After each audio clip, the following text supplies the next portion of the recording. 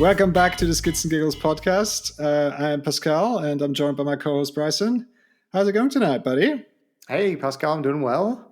Hello, Skigglers, and how are you? Oh, good. Really looking forward to tonight and talking to Felix. Our friend Felix, he has all the tools to stop you right in your tracks because he's developing his own brakes, amongst other things. How's it going tonight? Yeah, I'm doing very good. Thank you for having me, guys. On my notepad, I have really only one main question I want to clarify tonight, and that is, of all the things you could start a new business in the bike industry with, how in the hell did you end up designing your own brakes and not start with something simple like pedals or a stem or whatever? So what happened? How do you end up designing your own brakes? It was kind of the challenging part that attracted me. I got into doing my own stuff or working on bikes with suspensions, servicing and trying to tune suspension, but without a real dyno for suspension. You're just guessing what you're doing. With brakes, you immediately feel what you have done. If the bike point's going somewhere, or if there's no brake power, you immediately know, oh, there's something not working. And like, for example, on suspension, you turn with a few knobs. Is it better? Yeah, I don't know. Could be better. Let's go another rock garden and see if it's better.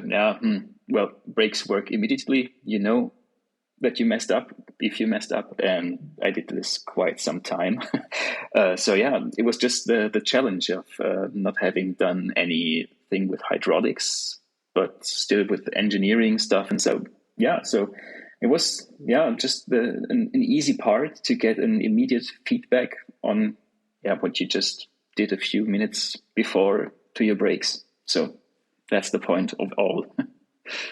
Oh, okay, that's interesting. I like the notion of immediately if it works, yes or no, because if your brakes fail, then potentially big problem. But was there a problem you were trying to solve? Was there something wrong with the brakes that you had, or was it just like, I like the problem, I want to, of designing brakes, and I want to solve that? Yeah, it was more just the designing of brakes. I didn't have any problems so far. Had some SRAM codes, in my opinion, some very good brakes, in my opinion. Lots of people don't like SRAM brakes. So what I had was arm pump on longer days. For example, in Dreiländer Enduro trails, in Nauders Reschenpass, I had quite some arm pump in the evening, or just on the trails. So that was something I had problems with, but it wasn't my intention to get a brake. I need to reduce my arm pump. So maybe it was more another lever angle would have helped already. But that would have been quite a bit too easy. Well, sometimes it's the easy solutions. Yeah, Well, it's to me the journey getting some brakes done, physically done, with machinists and suppliers. That was a challenging part. I was considering to be quite fun, and it was quite good. Made some new experiences and new contacts. So worked for me this way. And do you have a background in engineering? Did you have the contacts, or did you literally start from scratch? I'm reading every tech article on things that I'm interested in. For example, brakes. I have an engineering background, design engineer, but I never really worked with hydraulics. So that was a completely new field to me. Still don't have any contacts to brake manufacturers or brake experts. I had one hydraulic expert who just gave me a quick overview of how fluid dynamics and FEM analysis with hydraulics work. And then I'm sat down evening for evening and went over the numbers and redesigned everything. So I wouldn't say it's self-taught, but I relied on quite a few articles and in internet forums. There's a load of information to be filtered, and so that's where I got not the know-how, but kind of built the knowledge from internet forums, and then from here and there, images, watching or looking for how do you say, cross sections of brakes and everything. That's how I got into this whole thing. Well, now 612 parts, so that's the name of your brand. So that's now, obviously the most known one, I guess, at this stage, because you've been on display at numerous shows. You've had some features with the European Bike Project. I think Pink Bike was featuring some images and some mentions of your brakes. So, but it turns out it's not only about the brakes. You're also designing other stuff. So is there kind of a just looking to solve more problems, to optimize a few things in your own bike, or is there what is your design principle of going with different products that you make? Well, it's not solving any problems. It's just doing it just for the interest of stuff. I made some rotors. I'm not doing anything better than other rotors. For example, another example, my stem. I did a one-piece stem. There are quite a few brands offering stems, one-piece stems. It was just appealing to me. Maybe it holds up, and let's see, and let's just do it. And then I was just interested, and that's what drives me. Getting my head wrapped around the topic, and then trying to make it a way, or get along the way, and just do the stuff. I don't have a plan like next thing is I want to do my own suspension or whatever. I think that's not going to happen. But we'll see. Maybe tomorrow I'll start doing my first upper crowns. It's just what comes to my mind. What I'm interested in. That's what I'm doing. So brakes at that time was very, very interesting. It still is interesting. There's next thing is the flat mount 2-piston caliper. People seem to like it. I don't know. Gravel bikes. I'm not into gravel bikes, but I got quite a few messages. Hey, when you going to release the flat mount version? So I have no intention. We'll see. I just started, so. The world is your oyster. I mean, that's. I think on the one hand, I really really like the approach, and of course of just finding out where things are taking you. But on the other hand, you obviously gave this business, and it is a business now, the right framework. I mean, you have in terms of your, let's say, a corporate structure, so you have an actual company, etc. So it's I think semi if not more serious, right? So that's cool. Yeah, definitely. If it's some time this could pay my rent, well, I'm more than happy. It would be a great success, and things are looking quite good right now. But I'm not going to make a million of it. I don't want to make a million of it. It's just a side project, hobby, and just because people started liking my stuff and writing this stuff, I thought, why not give it a try? So here I am. Oh, absolutely. No, I mean, I think it's you're hitting the nail on the head with a lot of things that you do. So kind of right. So it's kind of, people are getting tired of like the big brands. People are getting tired of, like, certainly over the last 2-3 years, like all the delays and waiting, and when is Shimano or SRAM, when can I actually get a brake? And so there's a lot of appetite, I feel, within myself, but also from friends of mine, to look at the local people, right? So people that at least design stuff here or make stuff here, and maybe a bit more boutique. So in that sense, I think it's a really cool project. And from when I started following it, I was like really interested, and I'm super keen to actually try the brake.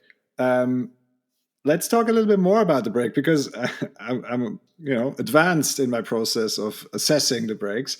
What I found really interesting is the technical details of, like, you can run it either with mineral oil or dot fluid and all that. So was that specifically a goal from the beginning to make it compatible between using one versus the other?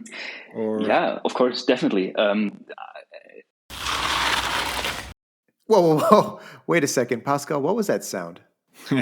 I started using that sound whenever we wanted to say something about our social, or where you guys can find more information about the Skits and Giggles podcast. We are currently most active on our Instagram, where you can skid right into our DMs and follow along at Skits and Giggles, and you can find our website with all the relevant links and info under the URL skitsandgiggles.com. Also, if you guys like what we're doing and want to know what's up, just give us a follow on Spotify, hit subscribe on Apple Podcasts, or wherever else you listen to great podcasts. Finally, sharing episodes you enjoy on your socials or a heartfelt 5-star rating on your favorite platform goes a long way in helping us reach more cool people like you. Right on, with all of that out of the way, let's get back to the show. In the first place, I started this whole thing in 2016, where I had my first 3D printer, and then just laid it aside as a just little small project. But then it came to my mind again. I showed it to a friend who had SRAM Shimano XTR levers, and I had SRAM codes. So we both wanted to ride this the stuff. So it was just it's not a big it's not a big deal to get some seals cut. I did this on a laser cutter here in Lucerne at the university. When the first design was there, it was just exchanging the seals and then go for it. So it was from the beginning. It was just for the calipers to make it compatible to dot and mineral, or dot or mineral oil, not and.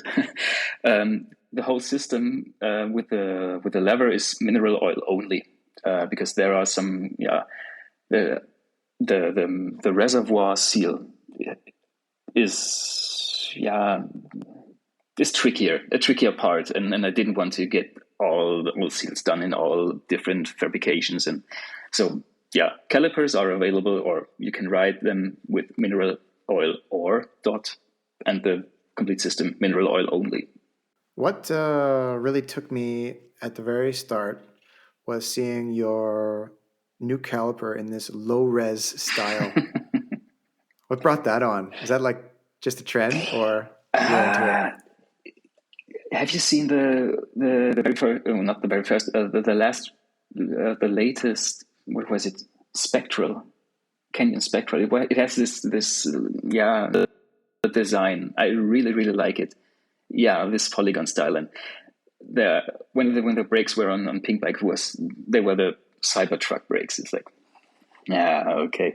The very first, the design of the V2 of the brake was very like trick stuff. They were identical, just to make. I didn't want to spend much time on design. I just wanted to get stuff done and then see how it really works. So I didn't care for design, and then it looks like trick stuff. So what? It's just for the first prototype.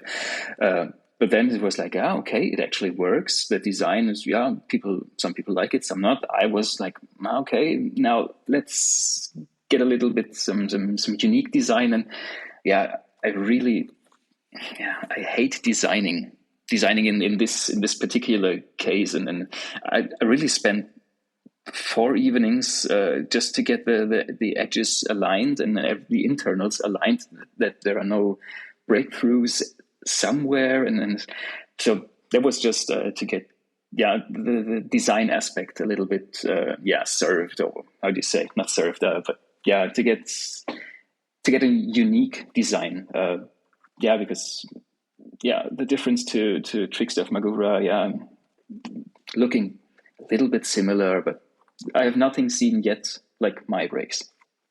So that's where the design comes from. Looking like something is sometimes a compliment, but it's really subjective.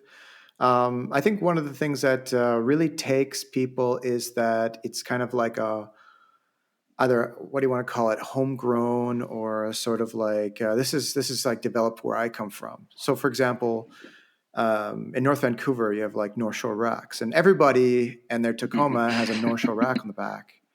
It's awesome. I mean, okay, guys with 4Runners and stuff too, right? So it's really cool. It's like, made there for this scene, and it's all about that. And it's like just one of the accessories you got to get if you got a truck and you want to haul, bikes in a good way. And it goes down to like, the guys from Intend and Trick Stuff. And if you're in that region, you want to get those brakes. It's like it's made from your hometown, basically, like where you're from. And it's this aspect. It's more than bikes, right? Like you're talking like even the Jeep scene, the muscle car scene.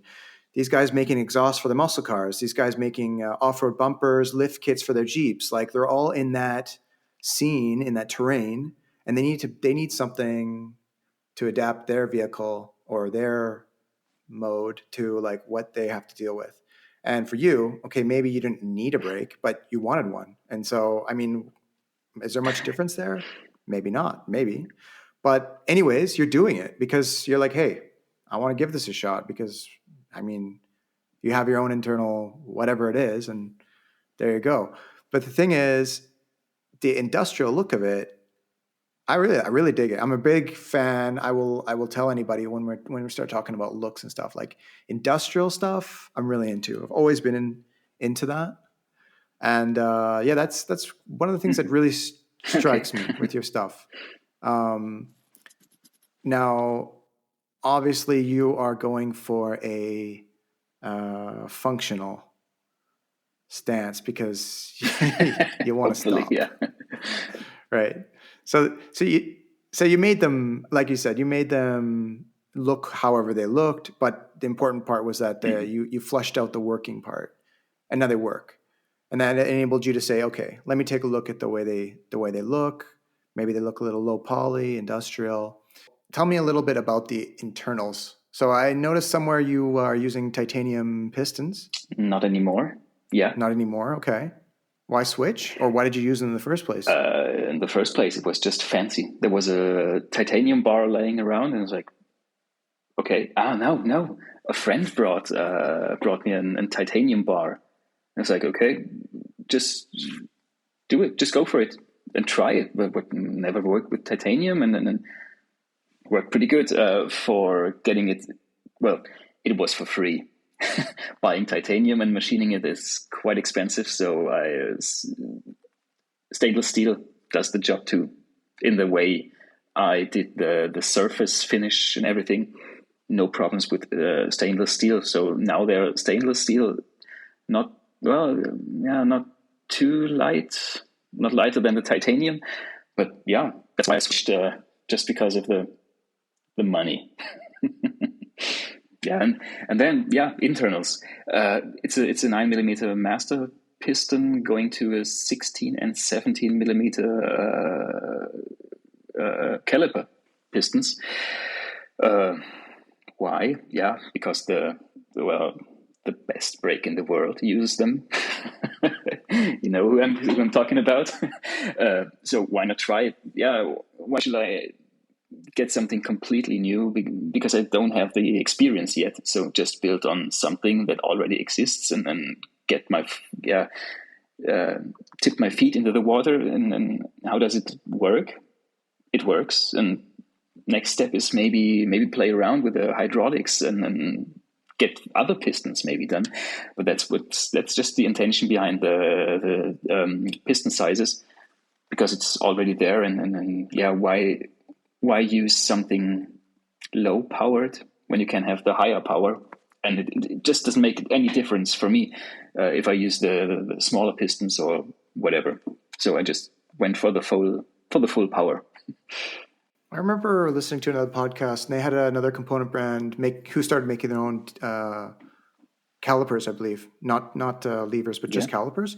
They ended up just choosing to use some standard off the shelf, another brake manufacturer's pistons, and maybe some seals or small parts. Did you consider going that route as well, or you decided from the get-go that you wanted to do your own?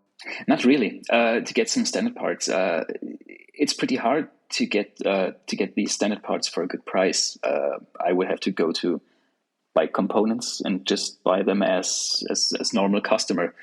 And I don't see any benefit there. Buying the standard stuff from somewhere with no price advantage. So that was never an option for me. And the seals, the seals are quite specific in tolerance to make the retraction of the piston work, and I have no idea what they did to get the dimensions where the seals fit in the caliper to the piston, the critical part. I measured it. I had some really, really fancy measuring equipment where I could take a look inside the brake without destroying it. Did this with Magura and Shimano and the SRAM calipers, but the numbers I got were just so okay. What's the tolerance of this dimension? Is it plus 0.1, 0.2, minus 0.1, minus 0.2? Where am I?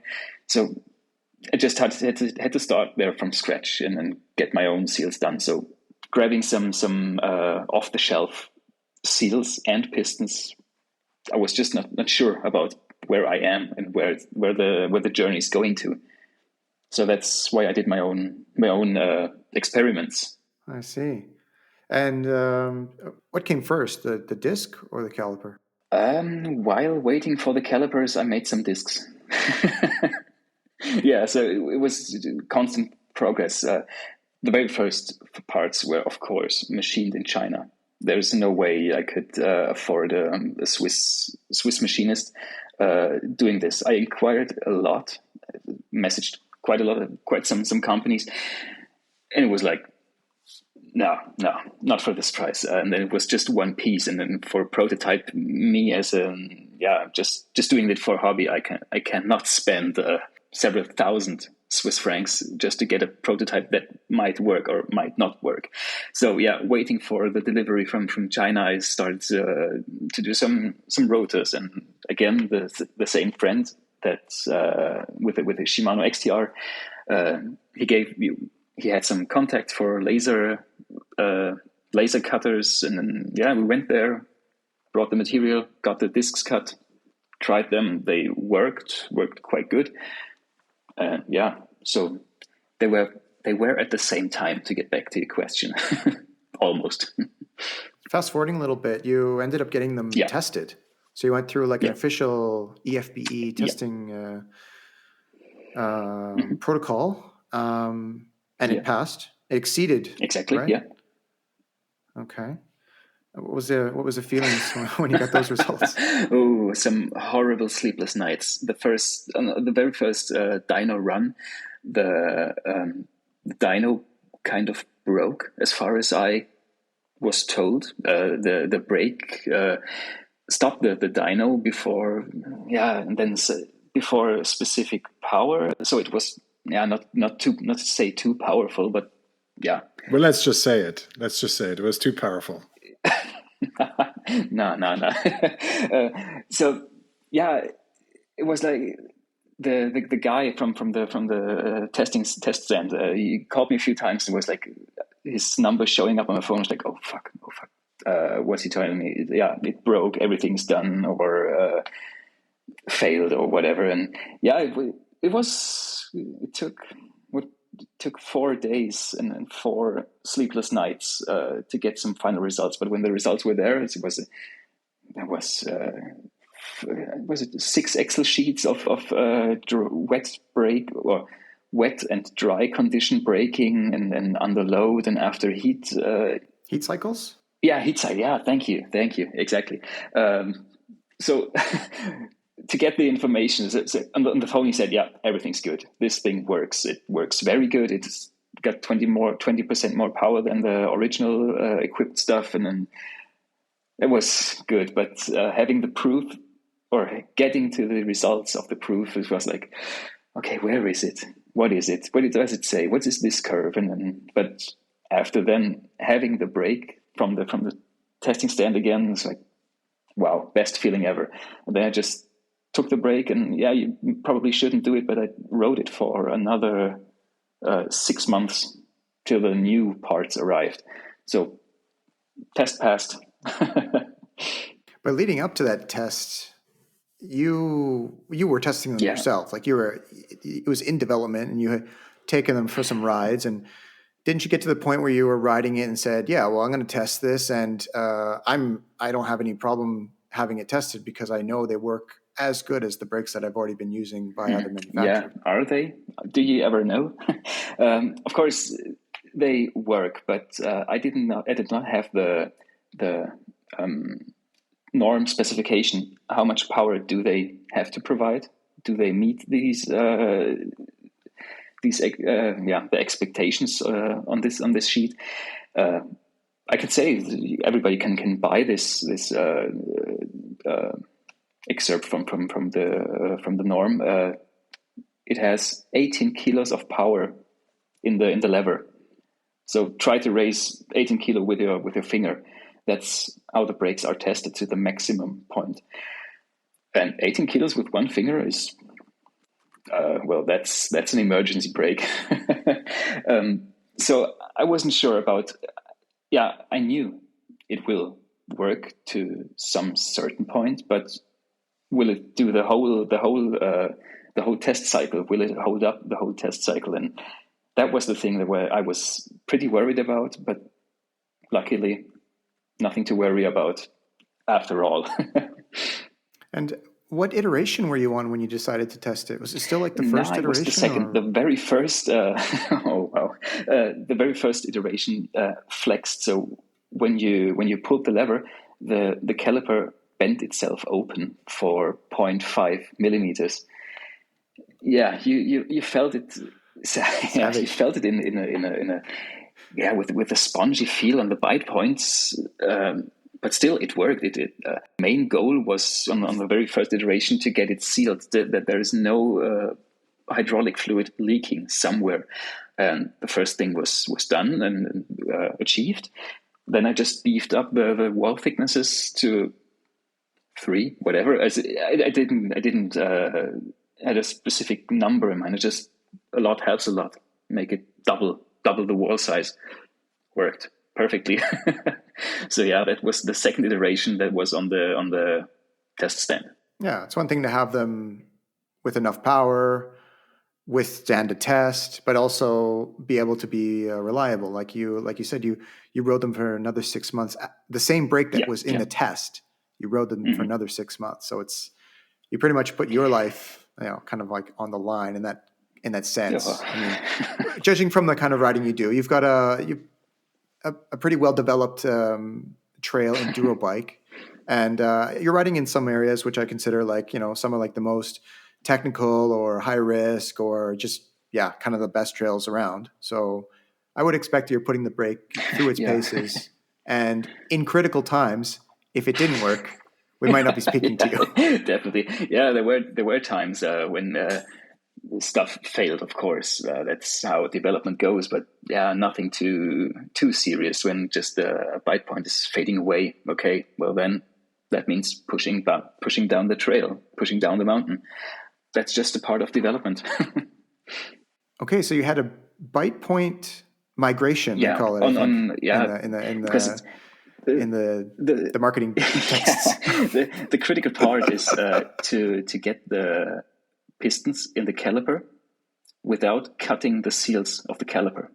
It's quite narrow tolerances, and on this particular caliper, I just cut the seal on one edge. There was like 2 millimeters were just missing of the seal. So yeah, with normal hand force, no problem. But on the heavy braking, it caused oil to leak through the seal, and that's what was the bite point issue on this brake back then. So a simple seal change was what the fix would be. Yeah. But getting to the idea that it's just a seal change. First, bleed another time. Oh, still not good. Bleed another time. Where is the air trapped? And finding that seal. It's the last thing that you want to do. You got to completely pull the caliper apart again for the 200th time or whatever. Yeah, quite exhausting. So having no prior experience and knowledge in hydraulics and disc brakes, you had to kind of walk through your own troubleshooting. Yeah. And basically decide, okay, how do I proceed?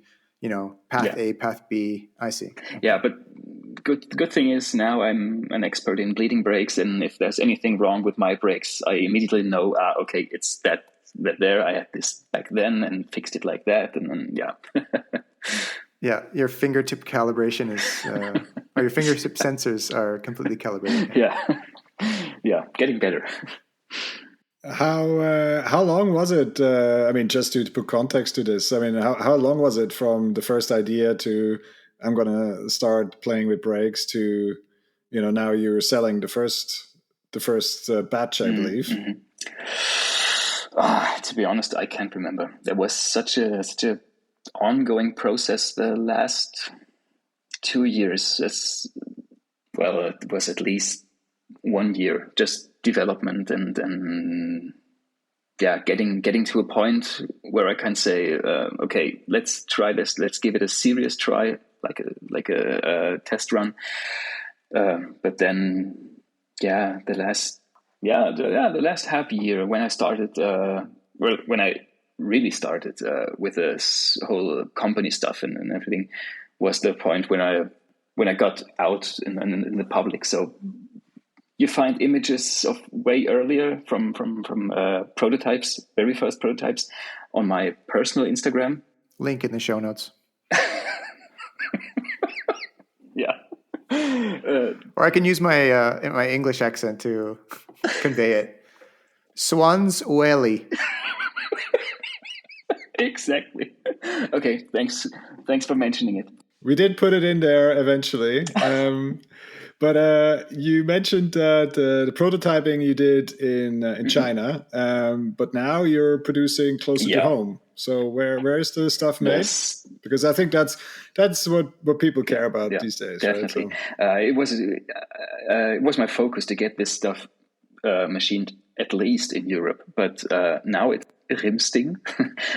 Radox is the company. They are a manufacturer for cavalry bikes. They make some links, or just saw earlier today the Fast Phoenix shock, the upper mount.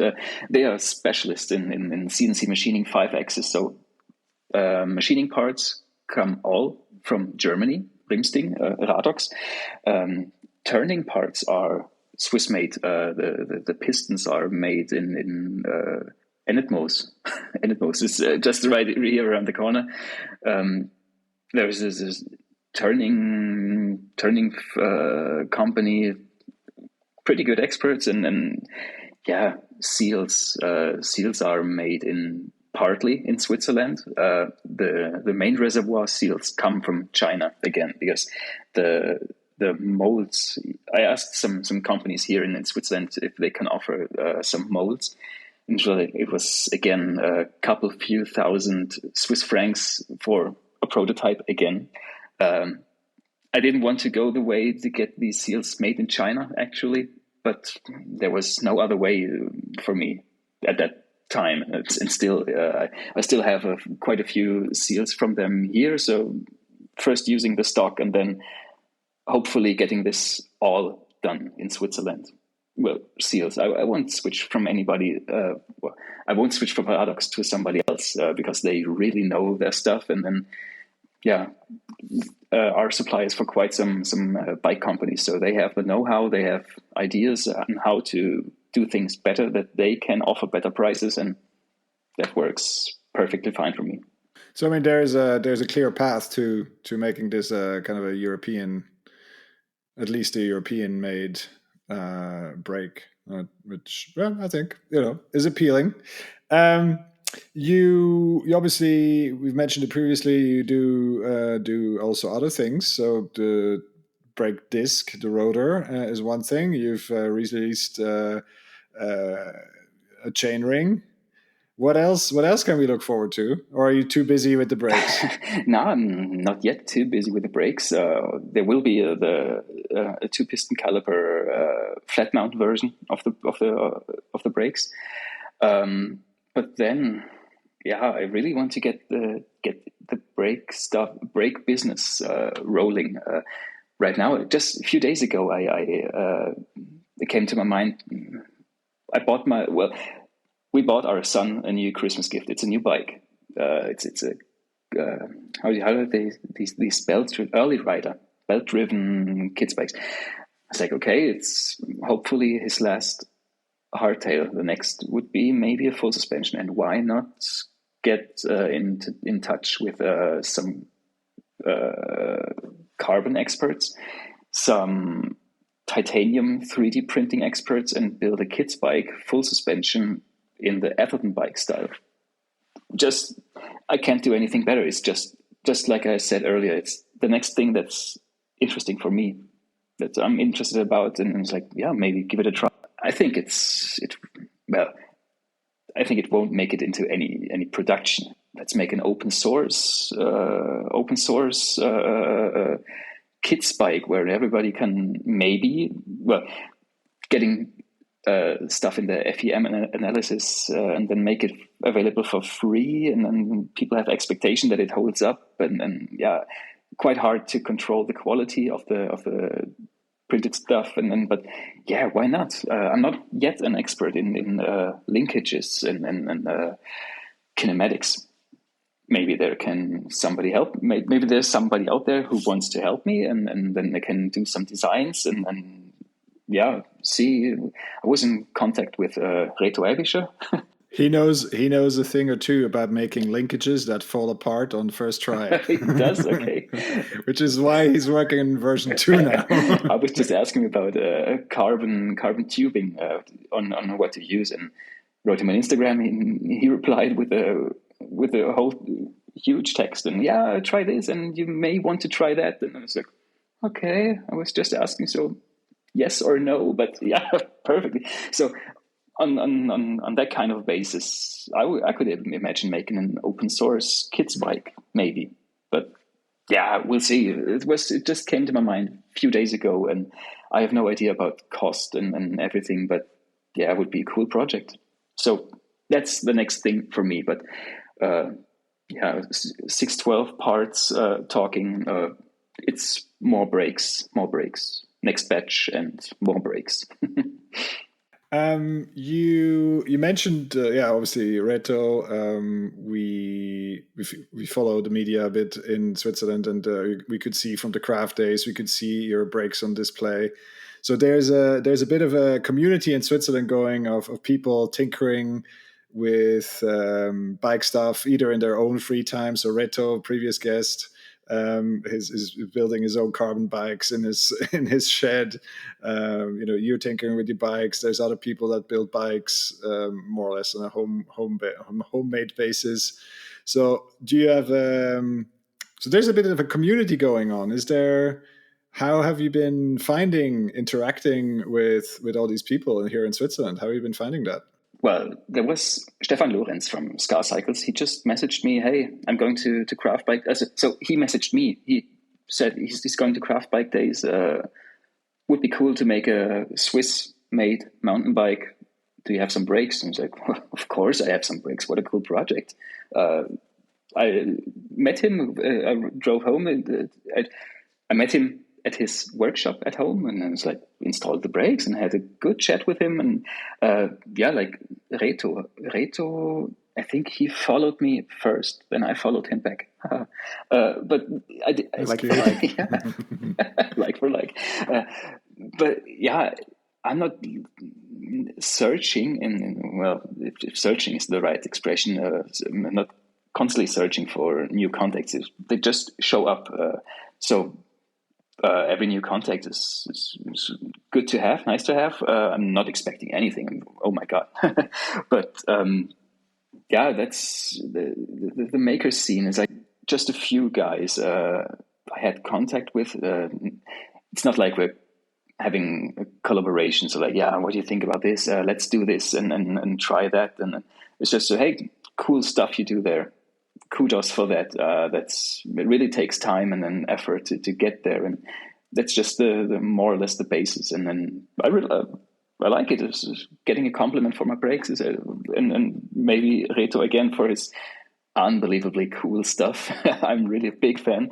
And then there's Stefan Lorenz, for example, Scar Cycles, who just welds the frames. It's like unbelievable, their handcrafting skills. And then, yeah, it's more or less just as a, how do you say, Instagram basis. Like, I like to watch their stuff, and they probably like to watch my stuff, what I do. And so that's my take so far on the Swiss community. Whoever is interested in collaborating, yeah, just hit me up. I'm there. I think it's super interesting. I mean, it's also, of course, this let's say almost in air quotes coordination space. Certainly in Europe is kind of the European Bike Project is kind of, he is the central hub of like bringing out all these different companies and makers and showcasing them, right? So and then I think there's almost a little niche for someone to do something similar on a much smaller scale here in Switzerland, because there's plenty of makers in Switzerland as a place where innovation happens, where there's a lot of technology players locally here. There's a lot of know-how here. And obviously I say that as a Swiss person and kind of blowing our own horn of Switzerland, but it's there must be more to do, and I think it's always great if you can bring people together, and then they this cross fertilization and giving each other feedback and pushing each other on and inspiring each other, and that's kind of what we're trying to do with our little project here, and if we can play a role in that, that's obviously what we try to do that. I think we're safe to say that this is a little bit of a organic growth in terms of the whole scene. Yeah, and really proud to see it and kind of just be on the inside of that a little bit. Felix, so how many sets of brakes or caliper sets have you already distributed, sold? Hard to tell. Not that many. It just gave out 2 sets of brakes. It was about 8 pairs of calipers right now. I made just for getting it to a scale. My first order of calipers was 60 pieces, 30 black and 30 silver. Just that was the first batch I ordered, because things are quite expensive, even though they're not. They're right now made in Germany, but still as a whole. Yeah, I do still have some. I think it's about. I would have to count right now. I'm not sure. There are quite a few pieces already out in Canada, in Germany, in France, in Singapore even. Wow, that's crazy. It's hard for me to put a number right now. To put a number out right now, I'm not quite sure. But 2 pieces of brakes. Of course, then another 2 pieces on the show bikes. They are hopefully ridden. So you still have a couple in stock? Yeah, definitely. I still have some in stock. I get quite a few inquiries about, hey, can I test them? Of course, you can test them. Just drop by in Lucerne. We can attach some to your bike, but I can't ship stuff out and get some used stuff back. That's not going to work. Of course you can do that for the upfront payment of the retail price, and then you're happy to ship it for testing. Okay, I think I got another tester.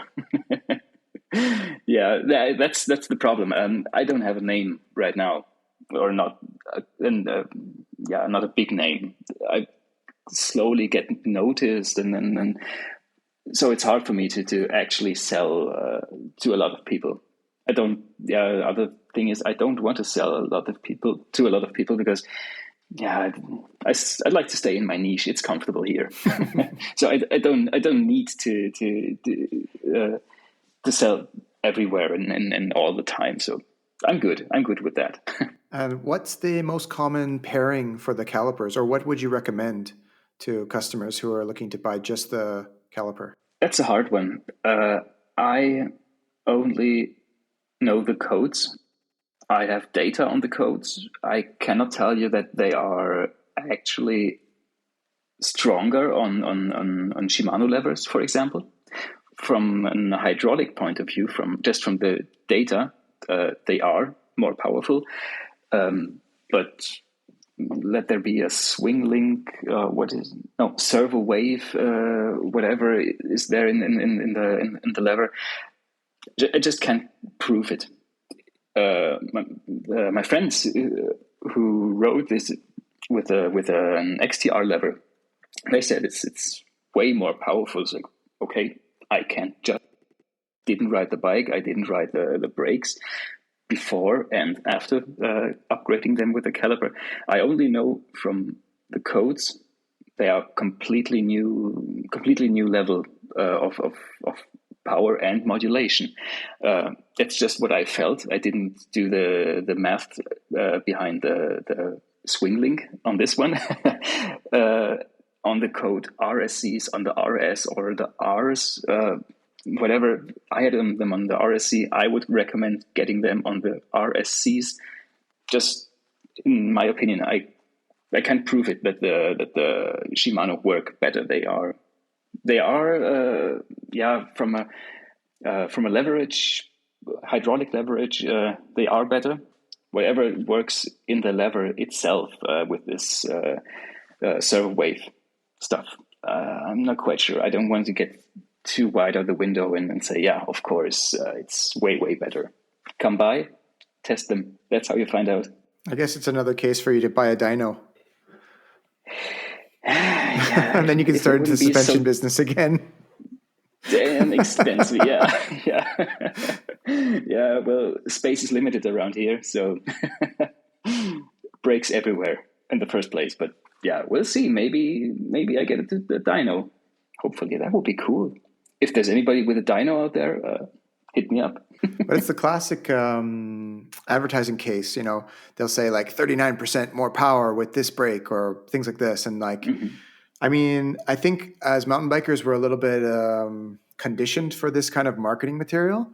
And so it almost just suits the case that you would have that dynoed or have that measured and then tell people, yeah, it's 12% more or 39% more, whatever it was, 62.1. Well, the data is there, right, from your certification. It is, yeah. But on the other hand, some data is there. Yeah, some data is there. Is data. I don't hold it back. But that's the point that annoys me a little. You don't get any data from any big brand out there. You just buy it and then you have it. You don't know how is it powerful? Is it strong? I've never seen any official statement. Correct me if I'm wrong. Please prove me wrong. But I've never seen any Shimano saying, "Hey, our brake, our new XTR does this and this and that of brake momentum." Nor have I seen a SRAM or a Magura. It's always that. Yeah, there was from the Enduro Bike magazine. There was a test, but getting to know the test procedure a little bit better from the EFBE guys. Yeah, they are not quite comparable since they use different pads, different rotors, different bedding in procedures. That's where the critical point. Is it like is it as specification as specified in the norm? Is it correct? What is correct? So yeah, that's a hard point to get the actual data. Get data in the first place, but then get them compared. It's like 20% stronger. So yeah, on what basis did you do the first initial test, and then what did you do on your test? And yeah, so I'm hoping that I can do a next dyno run in a few weeks. Quite expensive again, we'll see. But that's my approach, and then communicating, hey, this is what they measured again with my brake with a complete set, and then let's see where it ends up. If it's better than the code and caliper combination or the code stock combination. But just judging by the feel, it's quite good and should be way, way better. Excellent. But so talking about the setup, on the test that you had, the official test that you've done, it was using your full brake setup, so your caliper, hose, and lever. From the code. The lever of the code. Lever of the code with the hose, Goodrich steel braided hose on as my setup, and for comparison, a complete stock SRAM code RSC. And both tests were done with your rotor? No, there I had what was it? I just had a SRAM center line on hand. Okay, and so your caliper is tested on a center line. Yeah. All right. So if someone wants to buy your caliper, they're going to be using which kind of pads? Pads are the Hope V4 pads that fit the V4 caliper or the Trickstuff Maxima caliper. Pads wise, I made the very, very best experience with Galfa Pro. Yeah, I tried. To be honest, I tried some AliExpress pads just because they are cheap. Obviously they just build up heat and heat and heat. They don't break; they just heat up. Unbelievable how hot these things get. Then I did some Hope Sintered, some Galfa Advanced, some Trickstuff Power, some Trickstuff Standard. But yeah, finally I got some Galfa Pro pads, and these I'm pretty impressed with the bite point, with the power, and of course they advertise no bedding in on these pads needed, but if that's a beneficial point, no bedding in, brake pads should be bedded in all the time, every time, because you always have a different rotor on whatever bike you do. But so these are the pads to be used. Very good choice. I run Golf Green, been running them for the last 5 years. Okay. And the cheap more, because the problem with the green pads is that their longevity is not as great. They're obviously very good with heat. Mm-hmm. So the hack is to buy Galfa Purple, which is the e-bike version of the green one, which is almost as good in peak power, I feel. Mm-hmm. But their longevity is much better. Okay. Yeah. My experience. That's a point.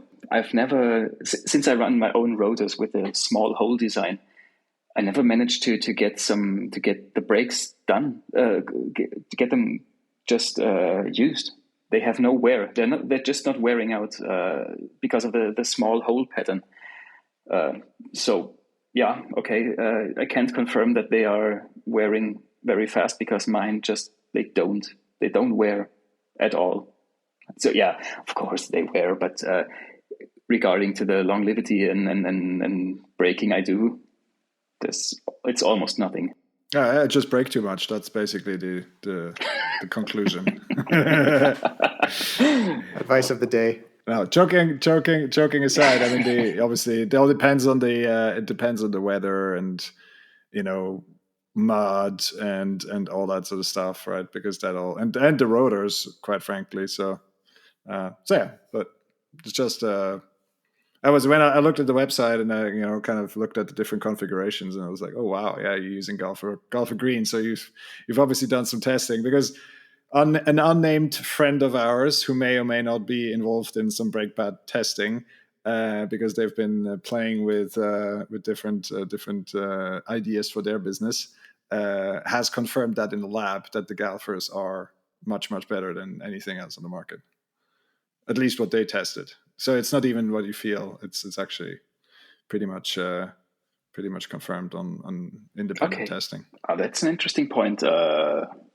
Okay, good to know that there are people having a dyno out there. And then when we make an order on these, do we specify if we want to use dot or mineral? And then you just... Only on the calipers, okay. Again. And then you just you include with the caliper, or they're pre-built with the correct seals, and then you get it, you could just hook up your line and then bleed them. In best case, yeah, they are pre-filled and pre-bled because it's just want to make sure that they work initially. When you have first when you would to bleed the caliper, then bleed the line, bleed the lever, and best practice would be just plug and play the the banjo screw, push the pistons back. They come delivered with the pistons halfway out, because then you have to push them back and push maybe or just get the whole caliper air free. Just when you push them back, the calipers, the excess fluid just rinses out, and then that's the point why I deliver them as halfway out pistons. So just to make the first bleed less of a struggle. So that's how they come. You just order them; they are already assembled, pre-bled, and everything you need to get. You get everything to get out on the trails. Right on. Yeah, we like to hear that. All right, before we close out, there's one more question we need to clarify, and that is obviously 612 parts. What's the meaning of the number? I really suck with catchy names, being creative on names, despite my personal Instagram name. Yeah, that was just a drunk Sylvester move. Yeah. 612 is just F is the sixth letter in the alphabet. Oh wow, and L is the 12th. So FL 612 parts. FL parts. Yeah, pretty stupid, but that's what I just came up with. It's like, or the company, the limited itself. It's not the 612 Limited. It's Eis GmbH in German. And Eis was just the first word of my son. Just as a little dedication. Why not use that word? I was just watching TV one evening.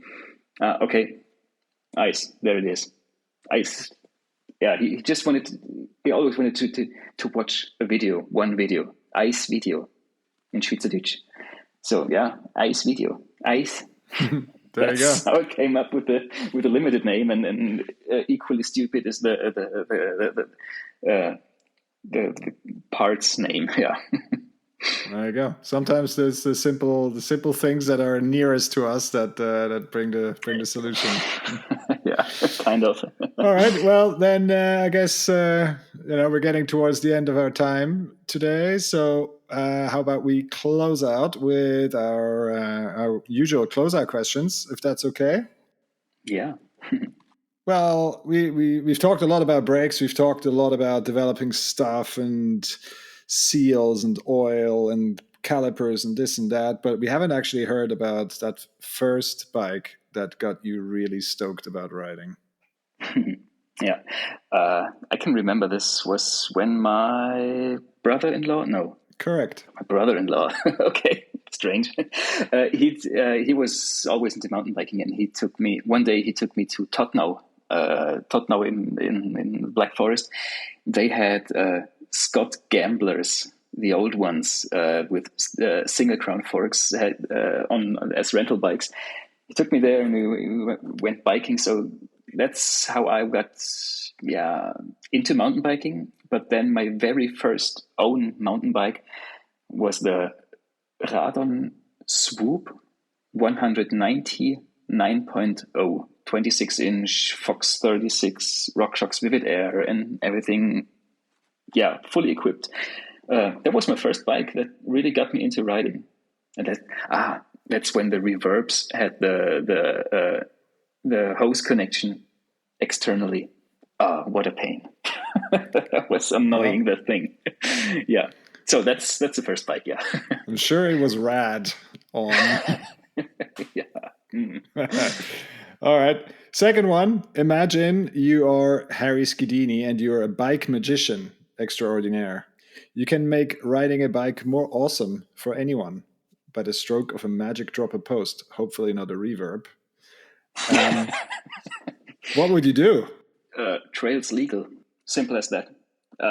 We live in an area here where riding trails is this gray zone stuff, and then every time we're out on the trail, it's like, there's not a bike trail, and just make trails legal, make Graubünden everywhere. That's it. Agreed. Yeah, I'm with you on that one. I mean, there's a whole host of things we can talk about for the betterment of our society and mountain biking, but hey, let's get back to the funny topics. Skids. Now, I know how to throw a skid with a brake and without a brake, but hey, if you're going to use your brake, tell me what your perfect skid's going to look like. Yeah, I wouldn't Okay. use the brake. Just let go.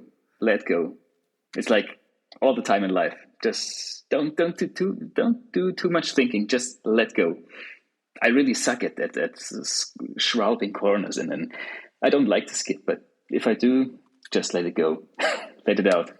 Reminds me of an old hashtag that I came up with: "Hold on and let go." Yeah, that's a good hashtag. Yeah, I overused it, then I stopped using it. We'll be sure to attach that hashtag to the post that goes along on our Instagram. But Felix, if our listeners have questions or want to know more about your brakes or about you and your company, where can they find you? Everybody can find me at 612-parts.com. Instagram 612_parts. Info at 612parts. Wherever, out on the trails. Maybe pumping my tire up again because flats for the win. Yeah. Everywhere. I'm everywhere. All right, sweet. We'll put those all those links in the show notes so people can find it. Felix, that was a really cool chat. I'm glad we got there in the end. We had a few troubles to begin with, but this is a really cool chat, and I'm really stoked to see where you can take your brakes. Hope to see you out on the trail soon. Yeah, it would be a pleasure. Hey guys, thank you for having me again, and enjoy your evening. It was a pleasure, Felix. See you soon. Ciao. Ciao. Thanks for listening. We really hope you enjoyed this episode. Pascal and I put a lot of heart and soul into this podcast, and it means a lot to us that you've listened to it. We'd also really appreciate if you shared it with the people that you know and care about. Until next time, Skigglers.